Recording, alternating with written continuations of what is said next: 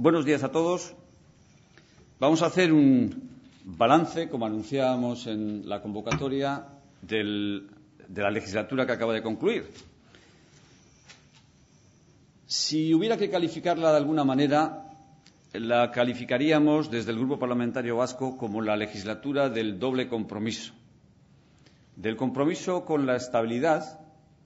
y del compromiso con Euskadi, con su desarrollo y con su autogobierno. Por tanto, la legislatura del doble compromiso. Compromiso, en primer lugar, con la estabilidad.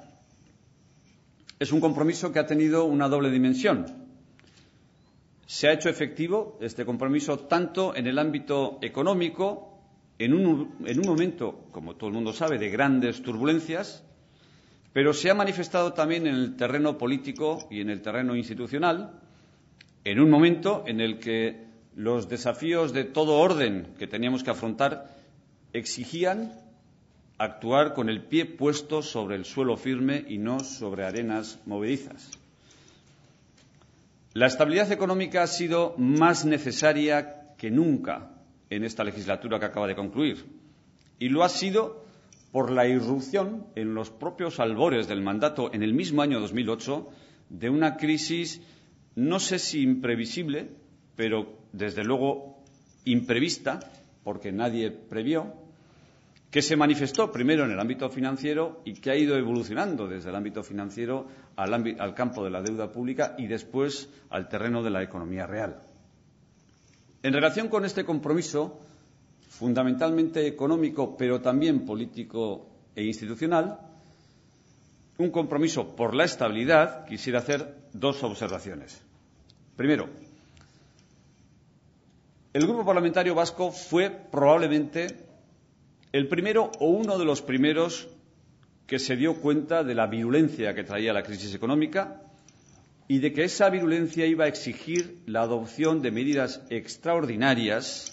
que solo podrían adoptarse desde un marco estable. De ahí nuestra apuesta temprana ya en la legislatura por la estabilidad.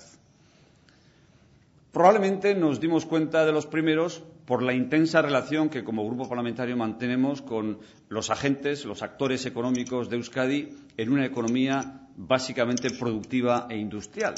Nuestra relación cotidiana con los actores económicos en el País Vasco nos fueron ya transmitiendo esta inquietud que nos hizo adquirir conciencia ya temprana de la gravedad que tenía la crisis y de la envergadura de las medidas que iba a ser necesario adoptar para afrontarla. Una envergadura que requería necesariamente un marco estable. De ahí, insisto, nuestra apuesta ya temprana por la estabilidad económica. Y segunda observación, nuestro compromiso por la estabilidad económica se ha hecho notar fundamentalmente en el terreno presupuestario. Ahí están los resultados. Hemos apoyado los presupuestos generales del Estado de los últimos 4 años. Pero no en el conjunto de la política económica del Gobierno, ni tan siquiera en el conjunto de la política anticrisis del Gobierno. Siempre es conveniente distinguir entre lo que es el presupuesto general del Estado y lo que son las políticas anticrisis o las políticas económicas, porque no toda la política económica se articula a través de los presupuestos generales del Estado. Pero si esto es así con carácter general, lo es de manera especialmente intensa en esta legislatura, en la que cualquier repaso de las decisiones trascendentales que ha adoptado el Gobierno en el ámbito económico pone de manifiesto que las grandes decisiones de política económica, la política anticrisis, el grueso de la política anticrisis del Gobierno no se ha articulado a través de los presupuestos generales del Estado, sino a través de los más de 40 reales decretos leyes, a través de los cuales el Gobierno ha adoptado medidas muy heterogéneas, pero muy poderosas de todo tipo, reformas estructurales, laborales, financieras, reducciones del gasto público, reformas tributarias, muchas medidas de muy diferente calado y condición que son básicamente las que han articulado la política anticrisis del Gobierno y que no estaban en el presupuesto más que en la medida en que eso era necesario para garantizar su formalización jurídico-contable, nada más, ¿no? Por tanto, las decisiones estaban en esos reales decretos leyes y no tanto en los presupuestos generales del Estado, que eran el instrumento a través del cual se articulaban, se formalizaban jurídica y contablemente las decisiones que se tomaban a través de otros instrumentos, ¿no? Bien, por tanto, Esta es la segunda observación. Nuestro compromiso por la estabilidad se ha hecho efectiva fundamentalmente a través del apoyo al presupuesto general del Estado, porque los apoyos al resto de los instrumentos de política económica, los apoyos al resto de las decisiones de política económica que se han articulado a través de los reales decretos ley han sido muy heterogéneos en la Cámara y, en fin, pues ahí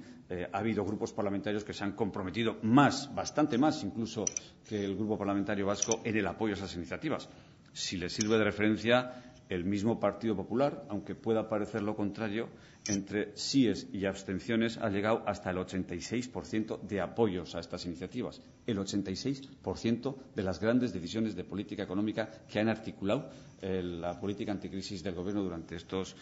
últimos 4 años. Segundo compromiso con Euskadi, con su desarrollo y con su autogobierno.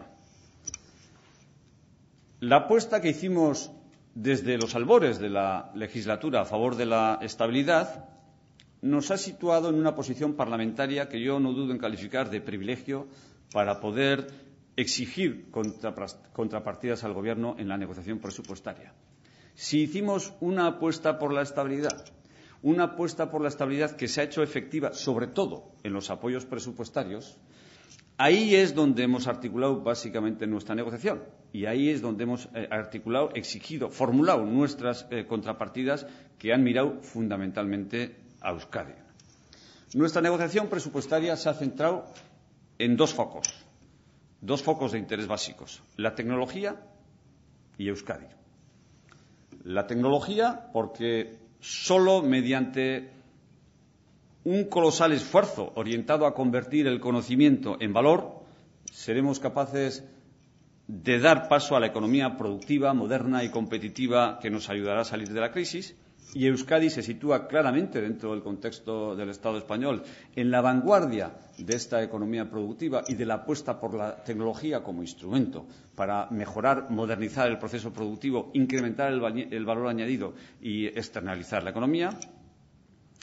Y en Euskadi, porque es Euskadi, son sus ciudadanos y sus intereses y aspiraciones el norte que inspira y que orienta siempre la actuación del Grupo Parlamentario Vasco en todas las instancias en las que tiene representación. En el apartado relativo a Euskadi hemos trabajado básicamente dos frentes: inversiones en tecnología e infraestructuras productivas y autogobierno. Por lo que se refiere al primero, a las inversiones tecnológicas e infraestructuras productivas, podríamos citar un larguísimo listado de instituciones y entidades que se han beneficiado de nuestra apuesta: departamentos universitarios,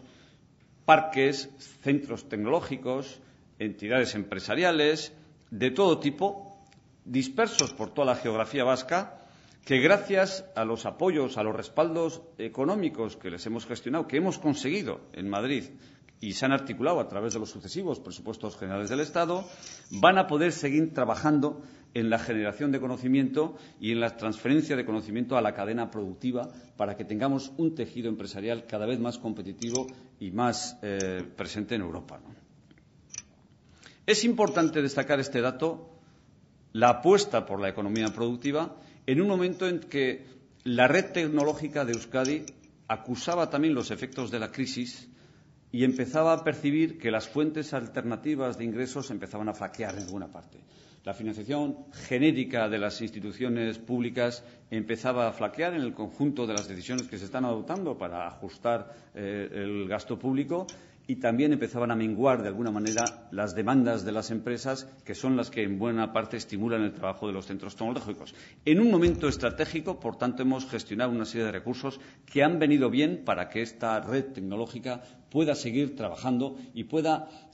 mantener el ritmo de investigación, superando el bache de la crisis sin dificultad y sin merma de su pujanza y de su apuesta investigadora, ¿no? En el capítulo de autogobierno hemos registrado logros históricos como el del blindaje del concierto económico o el de la presencia de las instituciones vascas en los grupos de trabajo del ECOFIN, que eran aspiraciones históricas de las instituciones vascas, que habían sido reivindicadas, formuladas en numerosas ocasiones, pero siempre con resultados frustrantes, ¿no?, con resultados negativos, ¿no? Quepa mencionar como precedente que atestigua la dificultad que históricamente hemos encontrado para alcanzar resultados efectivos en estas materias, que en la legislatura anterior el debate sobre el blindaje del concierto económico lo había planteado el Grupo Parlamentario Vasco cuando menos en 3 ocasiones en el Congreso de los Diputados. En 3. Vía enmiendas o vía resoluciones de otro tipo, ¿no? Y siempre se había encontrado con el voto contrario indefectiblemente de los diputados del Partido Socialista y del Partido Popular. También de los vascos, que en las instituciones vascas votaban a favor del blindaje del concierto económico, en Juntas Generales y en el Parlamento Vasco, pero siempre después, indefectiblemente, cuando llegaba la hora de la verdad y se trataba de hacer efectiva la reforma legislativa que iba a permitir la articulación del blindaje del concierto económico, votaban en contra. Bueno, pues la historia del blindaje del concierto económico, la historia parlamentaria, está cargada de fracasos, de iniciativas presentadas por el Grupo Parlamentario Vasco que se habían saldado con sucesivos fracasos. Por eso consideramos que el logro es ciertamente histórico y la presencia en los grupos de trabajo del ECOFIN pues es una aspiración también secular de las instituciones vascas que siempre nos había sido negada, ¿no? Aparte de estos logros históricos, existen y se registran también 18 transferencias, 18, alguna de ellas importantísima, como la de políticas activas de empleo, como la de I+D+I o la de autopistas de peaje, que son, por un lado, decisivas para gestionar la crisis económica, tal y como se nos plantea, con problemas laborales y con retos en el campo de la tecnología. Por eso los instrumentos que ahora ponemos en manos de las instituciones vascas, con la transferencia en I+D+I y con la transferencia de políticas activas de empleo, son importantísimas para gestionar la crisis de un modo mucho más eficaz y que además han sido, no se lo voy a ocultar, muy difíciles de arrancar, como lo atestigua el hecho de que en estas materias, en estas transferencias, habían sido repetidos los pronunciamientos de altos responsables de algunos sindicatos y de diferentes partidos políticos y de altos responsables de la Administración Central del Estado que se habían resistido, se habían negado a llevar a cabo estas transferencias. Quepa citar, o sirva citar como ejemplo, el de la ministra de Ciencia y Tecnología, Cristina Garmendia, que hasta el último momento se opuso y se resistió a que pudiera llevarse a cabo la transferencia en I+D+I. Por eso califico estos logros de históricos, ¿no? Aunque lo más importante de estas transferencias y del logro histórico que suponen no sea su dimensión cuantitativa, aportaré alguna magnitud económica que sirva para calibrar la relevancia de lo conseguido, ¿no? Entre transferencias que llevan todas ellas una valoración económica e inversiones de tipo tecnológico y productivo, hemos conseguido traer a Euskadi una cifra equivalente a 1 millón de euros al día. Si ustedes cogen la referencia de los 3 años y medio de legislatura, que se traducen en 1.277 días de legislatura, y toman como referencia el monto cuantitativo, ¿sí?, de la valoración de las transferencias y de las inversiones, que asciende a 1.265 millones de euros, verán que nos aproximamos al 1 millón de euros al día, ¿no? Tomando como referencia no el tiempo, sino las personas, podríamos hablar de 600 euros por ciudadano en la comunidad autónoma, ¿no? Finalmente, en relación con el autogobierno, no puedo dejar de mencionar que hemos planteado también en 2 ocasiones el debate sobre la autodeterminación. Lo hicimos en el debate de política general en julio del año pasado y lo hemos vuelto a hacer en agosto de este año con ocasión de la reforma constitucional, la reforma del artículo 135, de la que ustedes tienen sobrado conocimiento y sobre la que no voy a insistir. En 2 ocasiones, por tanto. En ambos casos el resultado ha sido el conocido. Los grupos mayoritarios de la Cámara, el Partido Socialista y el Grupo Parlamentario Popular, hicieron causa común para impedir que prosperasen estas iniciativas y para posicionarse claramente en contra de las mismas. No creo que sorprenda a nadie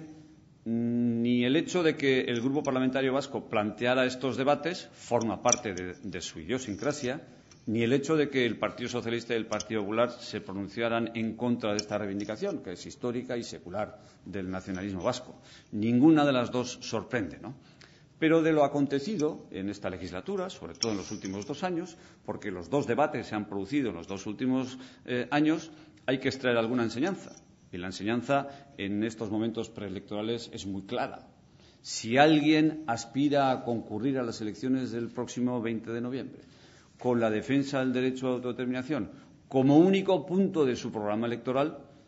ya sabe lo que le espera. A menos que incurra en la ingenuidad de creer que aquello a lo que a nosotros nos acaban de decir que no, dentro de 3 meses les van a decir a ellos que sí. Creo que nadie hay tan ingenuo como para pensar que esto vaya a desarrollarse en estos términos, ¿no? Bien,